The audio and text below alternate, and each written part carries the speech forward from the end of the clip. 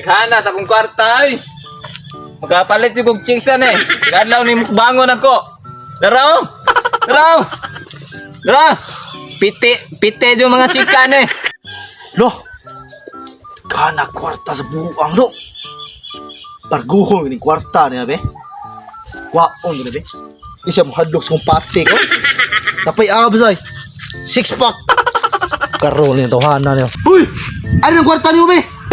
Anong kuhaan mo ni mo yan? Ako man ipalit yung chika. Ay, nagpalagod ari na. Sumbong nito bisag ginsa. Wa ka hadlok. Tawga na pinakagaya sa inyo ha. Pari adre. Sumbong nito bisag ginsa. Sumbong siya kuya, sumbong siya kuya. Run. Kadaghanan na akong kwarta. Kalamian na ako pang scatter. Gabi mga batagi pang yano raw, mga libo-libo ha. Ya, gikuha kong kwarta. Nga, gikuha rin kwarta mo niya.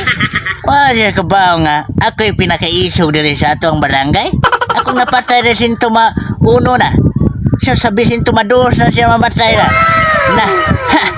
Wala ka ba nga, ako'y pinakaisog din. Tara, tuluay ko. May parang katilaw ng tawanan na. Tuara yay. Mao na siya? Oh. Ano? Oh, ako ano man. Kay pregahit re.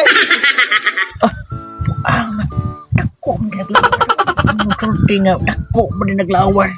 Ano man kaya? Ikay pinakagahi. Sa itong barangay ako'y pinagahi. Wa nga igot as kumo na naglawas na.